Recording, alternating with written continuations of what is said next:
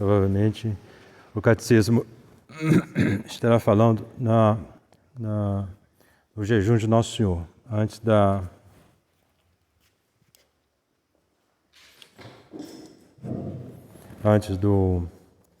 sua pregação. Então Nosso Senhor ficou 40 dias no deserto, jejuando, e depois começou a sua vida pública. E fez o mesmo que São João Batista. São João Batista, antes de começar a pregar, viveu no deserto fazendo penitência. E isso é uma lição para nós, de que a vida cristã, aqueles que seguem Nosso Senhor Jesus Cristo, deve ter uma vida de penitência, porque a vida do Nosso Senhor, a penitência de Nosso Senhor, não se limitou a esses 40 dias.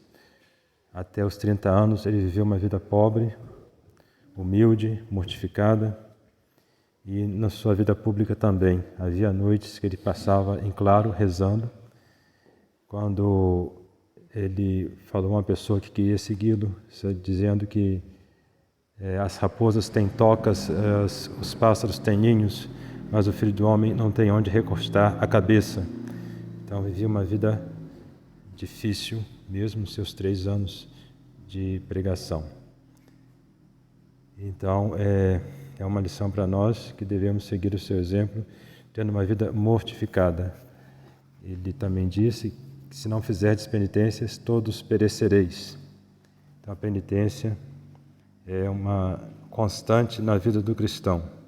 Deve ser uma constante na vida do cristão. Penitência, mortificação, combate espiritual, negar-se a si mesmo, a sua vontade própria, aos seus desejos desordenados. E vemos que no Evangelho de hoje, Nosso Senhor diz para os seus apóstolos que desde que ele fosse subir ao céu até a morte de cada um deles, eles estariam tristes, enquanto o mundo estaria alegre. Mas depois essa sua tristeza se tornaria em alegria eterna, vendo-o no céu, essa alegria não seria tirada por ninguém.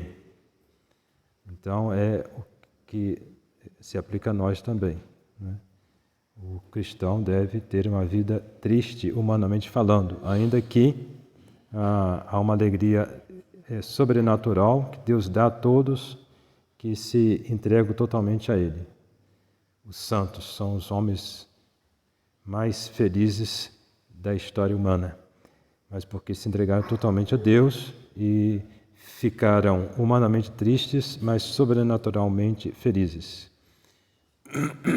E nós, se ficarmos na metade do caminho, não seremos tão felizes como os santos, mas não tão tristes humanamente falando como os santos também foram. Como Deus desejaria que nós fôssemos. Então vemos na epístola de hoje o que Nosso Senhor espera de nós de tristeza nessa vida, por assim dizer, né? Verdadeiramente tristeza humana, como Nosso Senhor disse aos apóstolos: estareis tristes enquanto o mundo estará alegre. Então São Paulo diz aos cristãos e a todos nós que renunciemos aos desejos carnais, pois estes são contra a alma, a vida sobrenatural. Que tenhamos um bom procedimento entre as pessoas do mundo. Que é interessante isso, que às vezes aqueles que estão na tradição, na resistência, eles dão um mau exemplo. E as pessoas de fora do mundo que veem aquilo se escandalizam, e com toda razão, porque deveriam ver em nós modelos de virtude, visto que nós temos a verdadeira doutrina, a verdadeira fé, deveríamos ter um verdadeiro procedimento cristão. E as pessoas do mundo dizem que nós somos inimigos da humanidade, né? E então devemos mentir essa afirmação, mostrando que amamos o próximo, sim, mas de um modo sobrenatural. E como? Vendo as nossas boas obras. E assim eles, as pessoas do mundo, glorifiquem a Deus. Ou seja, se convertam. Se edifiquem com o nosso proceder e diante desse bom exemplo, eles tenham uma ocasião grande de se converterem. Outra coisa que São Paulo pede que sejamos submissos a toda instituição humana, por amor de Deus, seja ao rei, ao soberano, aos governantes, como enviados de Deus, e para castigo dos malfeitores. Então, o castigo, que é pena de morte, prisão, pertence aos que têm autoridade no país. Então, Deus dá esse poder. Então, aqueles que são contra a pena de morte, os progressistas hoje são contra a pena de morte, são contra a Sagrada Escritura e a doutrina cristã, que diz que as autoridades podem aplicar a pena de morte. E então a autoridade é para castigo dos malfeitores e louvor dos bons. Então devemos ser submissos a todos aqueles que têm autoridade. Cada um veja, em seu estado de vida, quais são aquelas pessoas que têm autoridade sobre ele e sejamos-lhes submissos. Porque esta é a vontade de Deus.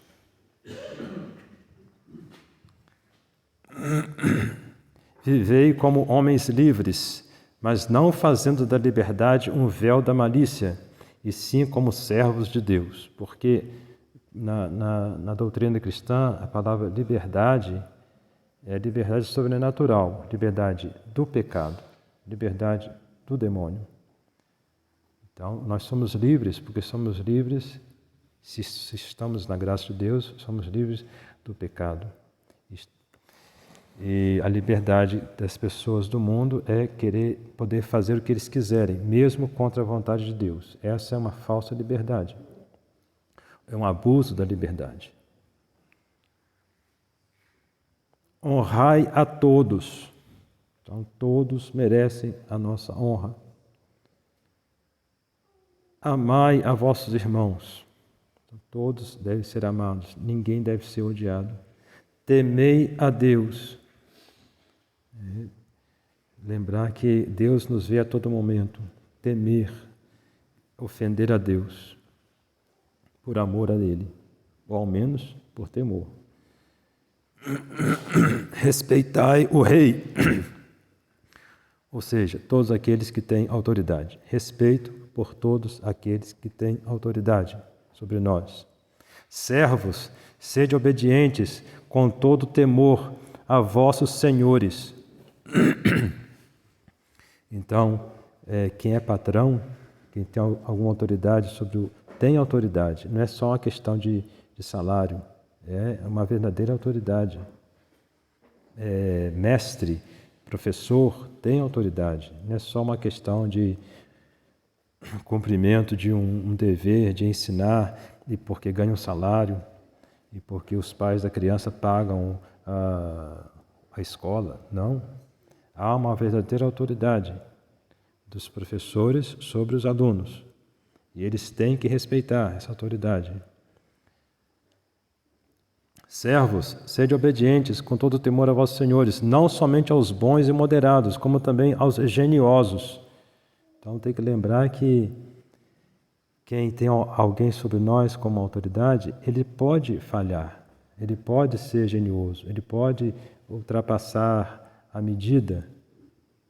Não convém, mas por isso os súditos não têm o direito de se revoltar contra aquele que tem autoridade. Pode ter um erro dele, do superior, mas não cabe ao inferior não querer se submeter ao superior porque ele teve uma falta, mesmo contra nós. Porque isto é uma graça no Cristo Jesus, Senhor nosso. Tá? É difícil? Sim, é difícil, mas faz parte.